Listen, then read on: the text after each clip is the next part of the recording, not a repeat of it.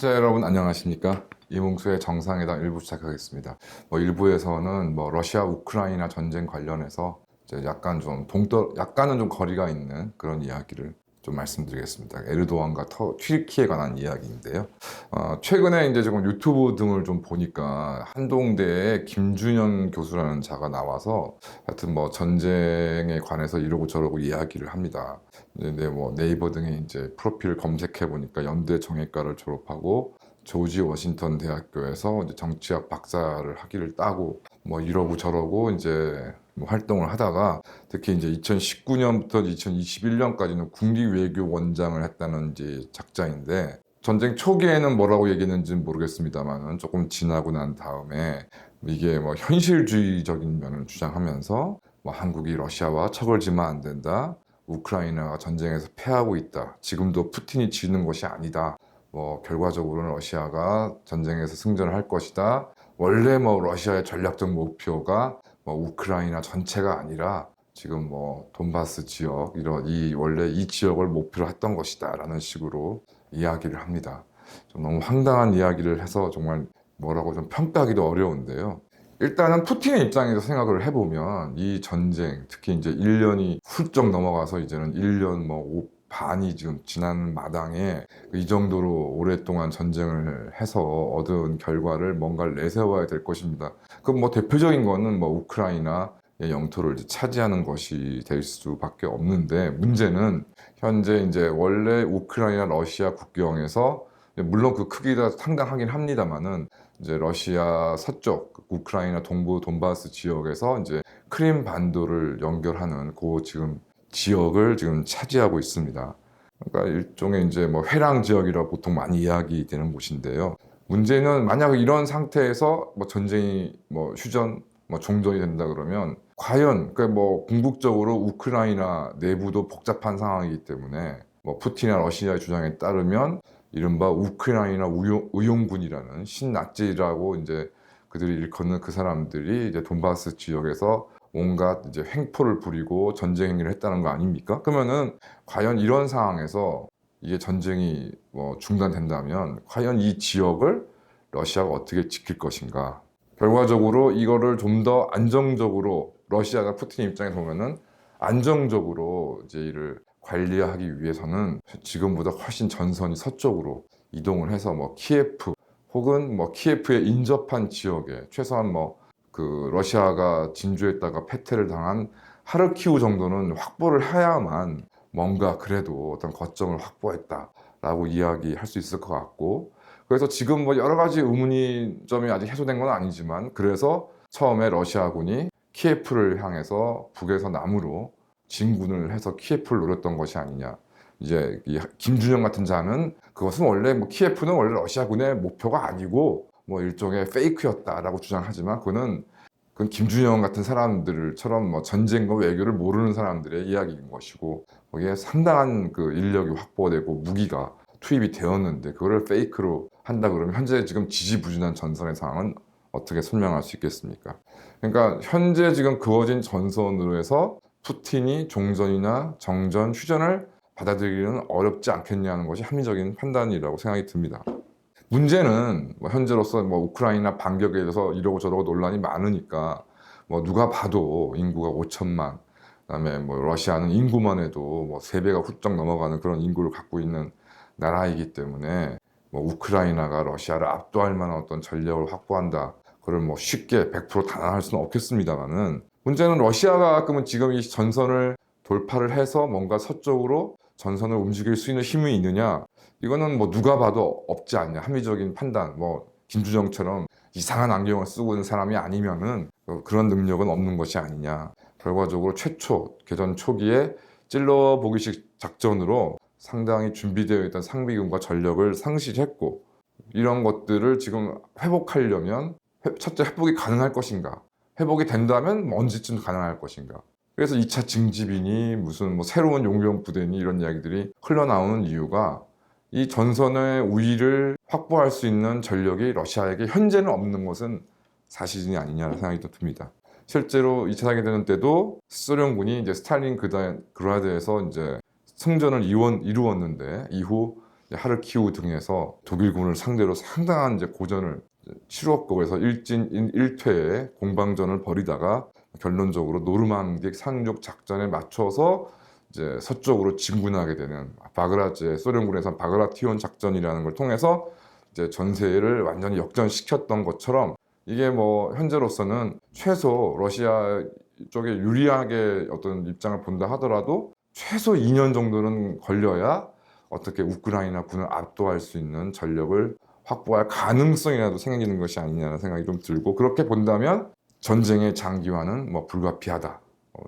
그 전에 뭐 휴전이나 정전이 이루어지지 않는다면, 그럼 이러한 상황이 과연 러시아에게 과연 유리하겠느냐? 뭐 1년 정도는 서방의 제재라던가 뭐 이런 등등으로에 대해서 버틸 수 있었는데, 과연 지금 더 점점점 힘들어지고 있고 내부 분열로 시달리고 있는 러시아가 과연 앞으로 1년 동안의 어떤 전쟁을 또 감당할 수 있겠느냐. 그래서 그런 상황에서 이제 프리고진을 비롯한 이제 바그너 그룹의 뭐 군사 반란인지 뭐 어떤 건지 정확하게 실체에 대해서도 분분하니까 제가 쉽게 말씀드리면 어렵습니다만은, 어쨌든 일종의 유사 반란이라고 보았을 때 이러한 사태가 이걸로 끝이겠느냐, 아니면 앞으로 유사한 사태가 더 벌어지겠느냐. 아무래도 앞으로 더 혼란스러운 상황이 러시아에서 발생할 것이다라고 보는 게 합리적이라고 생각했습니다. 이러한 가운데 이제 전쟁 초기부터 이제 튀르키예, 인도, 브라질 이런 나라들이 이제 양쪽 서방과 러시아 사이에서 줄다리기를 하면서 중공하도 좀 관계를 개선하고 실리를 추구하려는 그런 모습들을 1년 넘게 보였습니다. 그랬던 튀르키예가 최근 변화가 생겼죠.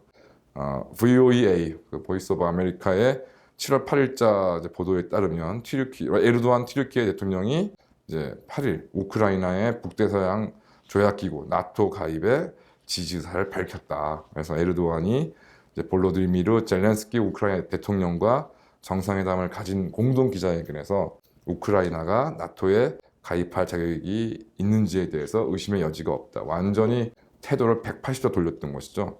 그러면서 이제 에르도안은 이제 8월 달에는 이제 푸틴과 만날 예정이라는 점을 이제 밝혀서 어느 정도 여지를 두기는 했습니다. 또 하나의 잣대가 이제 러시아 우크라이나 전쟁이 이제 발발하니까 저에게도 정말 어마어마한, 오히려 전쟁 발발보다 충격적이었던 것이 이제 영세 중립국의 지위를 가지고 있던 스웨덴, 그리고 소련으로부터 어마어마한 시달림을 당해서 한때는 냉전 시대에는 소련의 위성국가로 불렸던 핀란드가 나토에 가입을 하겠다는 의사를 밝혀서 저는 굉장히 좀 전쟁 발발보다도 정말 충격적으로 받아들였는데요. 한국의 올해 2월 2일자 보도에 따르더라도 이제 튀르키예가 스웨덴에서 벌어지는 반이슬람 시위를 언급하면서 쿠란을 불태우는 한 나토 가입은 허용하지 않을 것이라고 이제 보도가 되었고, 그다음에 비슷한 시기에 에르도안이 이런 나토 가입과 관련해서 뭐 핀란드에 대해서는 긍정적이지만 스웨덴은 그렇지 않다. 스웨덴이 쿠란을 불태우기를 허용하는 한 우리는 그들의 나토 가입에 동의하지 않을 것이라고 말했던 것이 보도된 적이 있습니다. 그래서 실제로 핀란드는 이제 튀르키예의 찬성으로 나토에 이제 가입을 했고, 스웨덴은 아직 결론이 나지 않은 상황이었는데요.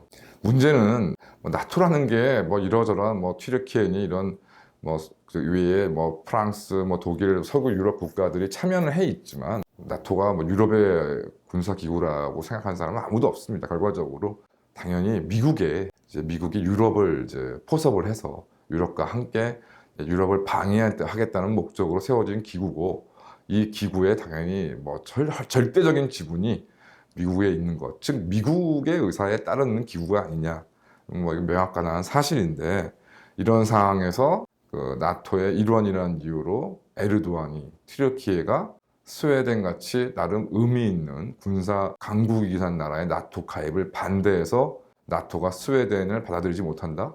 뭐 이런 상황이 오래 유지될 가능성은 뭐 없다고 해도 무방합니다.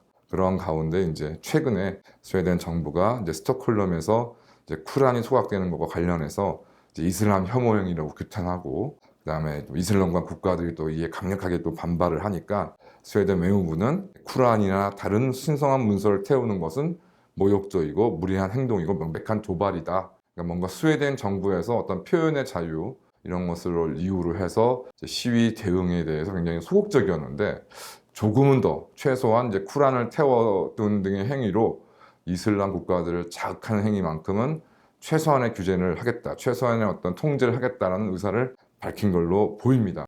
이와 동시에 이제 우리 국내에는 잘 알려지지 않았지만 미국 스웨덴의 합작 기업에 대해서 이제 그 에르도안의 아들이 뇌물을 받았다는 의혹이 폭로되고 이것에 대해서 수사가 진행된다라는 이제 보도가 있었습니다. 그러던 차에 이제 이런 에르도안이 이제 태도를 전면 바꿔서 지금 현재 스웨덴의 나토 가입을 반대하지 않겠다, 찬성하겠다라는 입장이 지금 나오는 것도 뭐 에르도안에 대한 여러 가지 국제적인 압력에 행사된 결과가 아니냐라는 생각이 좀 많이 듭니다.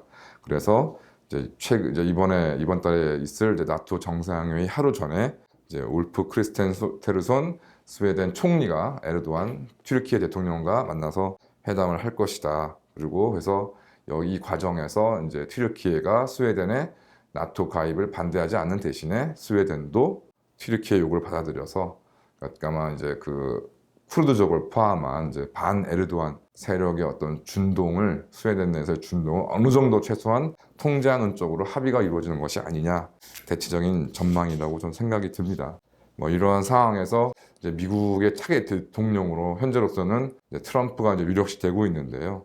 과연 이런 변화가 뭐 우크라이나 러시아 전쟁에서 어떤 큰 변화를 초래할 수 있을지라고 좀 생각하는 사람들이 많습니다. 근데 제가 앞서 말씀드린 것처럼 그 스웨덴과 핀란드가 스웨덴은 뭐 17, 18세기에 그다음에 핀란드는 주로 20세기에 러시아, 소련으로부터 허되게 정말 엄청난 피해를 당했던 나라들이고, 그래서 러시아나 이런 세력들을 절대로 무시하지 않는, 어떻게 보면 너무도 잘 알고 있는 대표적인 나라이고, 근데 이런 나라들이 그래서 당연히 최소한의 중립 내지는 친러, 친소 이런 국면들을 어떤 국가의 방향으로 설정해 왔었는데, 이번에 나토에 가입한다는 것은 특히 이러한 시기에 러시아 우크라이나 전쟁이 발발 직후에 이제 이러한 노선을 전환했다는 것은 이제까지와는 달리 스웨덴과 핀란드가 발러 전선에 적극적으로 동참하겠다. 그럼 이러한 내용들이 과연 그 많은 그 내부적인 영향을 가지고 있는 나라들이 어느 나라처럼 뭐 우발적이라던가 충동적으로 과연 결정했을까? 또 이것이 과연 정치인들, 엘리트들만의 선택일까? 이런 나토 가입에 대해서 스웨덴, 핀란드 국민들이 적극적으로 반대한다는 내용의 보도는 나오지 않고 있는 것을 볼 때 절대 우발적이기도 충동적이지도 않고 이 두 나라가 갖고 있는 역량으로 정말 냉철하고 면밀하게 분석을 했을 때 이제는 러시아, 특히 푸틴을 더 이상 신뢰할 수가 없다. 안보를 더 확실하게 하기 위해서는 나토 가입에는 다른 방법이 없다라는 것에 결론을 내렸다는 것이 제 생각인 거고, 아마 대부분 전문가들이 생각하지 않을까 싶습니다. 뭐 석유나 가스에 대해서 러시아에게 절대적으로 의존하고 있던 독일 등 서구 유럽이 정말 엄청난 어려움을 각오하고, 그래서 실제로 여러 가지 경제적 혼란 상태가 이제 유발되고 있는데요. 그럼에도 불구하고 시간이 지나갈수록 처음에는 소극적이고 좀 왔다 갔다 하는 모습을 보였지만 시간이 지날수록 이제 발로 전선 형성을 강화했다는 것은 단순히 미국의 압력에 의해서만 이뤘다고 생각되지 않고요. 이런 상황에서 나름 이제 유럽 전체가, 서유럽 전체가 러시아, 특히 푸틴에 대한 일치된 평가를 내렸다. 그 결과로 이런 반려전선을 형성했다고 생각이 좀 들고, 결과적으로 이런 유럽의 분위기는 말씀드린 것처럼 일부 정치가들의 어떤 선동이나 어떤 국민들의 우발적이고 충동적인 선택이 아니기 때문에 누구도 이를 이제 백지로 돌리기는 어렵고, 가시적인 어떤 변화, 러시아 내에서의 가시적인 변화가 있어야 이런 전선이 다시 좀 해체되는 것이 아닌가 생각이 좀 듭니다. 그렇게 본다면 러시아의 내부적 변화는 결국 푸틴의 제거, 푸틴의 퇴장이 될 수밖에 없기 때문에 앞서 말씀드린 이러저러한 요상한 이야기들이 설 자리는 없다 생각이 듭니다. 전쟁이라는 것이 원래 정신 나간 지도자와 모자란 지도자가 있을 때 발생되는 것이라고 생각이 듭니다. 임진왜란을 하나 예를 들어보면 명나라는 당시 만력제가 이제 부패와 무능의 극치를 보일 때였고, 조선 같은 경우에도 선조 주기 시대에서 전쟁 발발이 된 지 3년 전인 1589년에 기축옥사라는 대규모 옥사를 일으켜서 조선 엘리트들, 그나마 수준도 크게 높지 않은 그 엘리트들의 1000명을 완전히 목숨을 빼앗고 유배를 보내는 대숙청을 당해냈고, 어찌 보면은 2차 대전 발발 전에 스탈린이 그 내부 개혁을 한다는 명분으로 소련군 간부들을 물리적으로 대대적으로 숙청을 했던 것과 유사하다고 생각이 들 정도로 어리석은 짓을 벌였고, 그 다음에 조선과 명나라는 일본이 전국 시대를 거치면서 겪은 변화, 특히 국력의 양적, 질적 성장에 대해서는 무관심했고 안이한 인식을 가지고 있었던 상황이었습니다. 또 반면 일본 같은 경우는 히데요시 독재 체제에서 누구도 이제 히데요시를 통제할 수 없는 상황이었고, 이러한 상황 인식이 결여된 히데요시는 갓 태어난 이제 어린아기인 히데요를 믿고 그간 십수년에 걸쳐서 구축한 후계 체제를 무너뜨리고 조카를 이제 죽음에 몰게 했었습니다. 전국 시대가 통일되었다고 하지만 도쿠가와 이에야스는 독자적인 어떤 세력을 가지고 권토중례를 노리고 있었는데, 이에야스 입장에서는 미쳐서 날뛰는 히데요시를 말릴 수도 없었기 때문에 조용히 에도에서 은거를 하면서 히데요시가 이제 몰락하기만을 기다렸고, 결과적으로 예상대로 일본이 아무리 힘이 세도 조선과 명을 함께 정복할 수 있는 방법은 없었기 때문에 임진왜란은 실패로 돌아갈 수밖에 없고 스스로의 몰락을 재촉했습니다. 이런 점을 보았을 때 아무리 러시아가 큰 나라고 푸틴의 장악력이 뛰어난다 하더라도 사실상 이제 튀르키예마저 최소한 중립에서 서구 쪽으로 이제 태세를 전환하고 있는 상황, 아마 이 상황은 지금 인도나 심지어 중공까지도 러시아와 푸틴과는 좀 거리를 떼려는 그런 상황으로 보았을 때 결과적으로 휴전을 강제당할 쪽은 젤렌스키가 아니라 푸틴이 될 가능성이 높고, 과연 그런 상황이 벌어졌을 때 푸틴이 그 자리를 유지할 수 있을 것인가. 이 러시아나 국민이라는 사람들이 쉽게 움직이지는 않지만 한번 움직이면 단순히 몇 사람 지도자만 교체하는 그런 정도가 아니라 완전히 뒤엎어버리는 그런 힘을 보여줬던 국민들이기 때문에 과연 국가나 명예, 국가의 어떤 실익을 훼손한 푸틴이 그 자리를 유지할 수 있을지에 대해서는 의심의 여지가 많다. 결과적으로 푸틴의 몰락이 하루하루 다가오고 있다. 더 중요한 것은 푸틴에게는 탈출구도 보이지 않는다는 점이 아닐까 생각이 듭니다. 아직도 이런 냉정하고 객관적인 현실을 외도한 외면한 채 혼자만의 어떤 편향된 이야기를 혼자만의 어떤 욕심으로 공개적으로 떠들고 있는 인간들이 아직 대한민국에 있다는 것이 하여튼 좀 크게 문제라 생각이 좀 들고, 이러한 사람이 국립외교원장, 무슨 대학 교수를 한다는 것 자체가 대한민국의 코미디다, 직면하고 있는 코미디를 보인다고 생각이 듭니다. 감사합니다.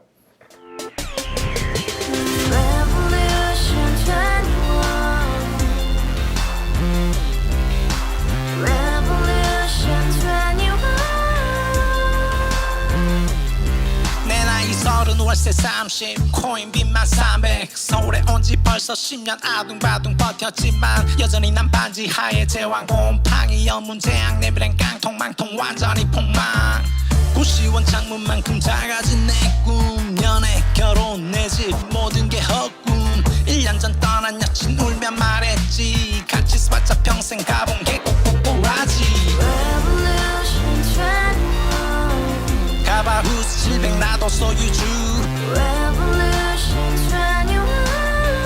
가바후스 700 나의 소주 택시기사 우라부지 마트 캐셔 울어무니 우리 집안 다 털어봤자 후줄 그래 개선민 내 미래 거기서 팍 끝난 거지 팍 더 이상 노력 따윈 괴물이 스펙 찾아서 말리 비오는 날 알바 잘려 맨날 학원 날 개쳐 발려 밤비 내리는 양화대교 홀로 걷고 있을 때 현수막에 아로 새겨진 평당 700짜리 아파트 다 같이 소리 질러 혁명 21 가바후스 700 나도 소유주 가바후스 700 나의 소주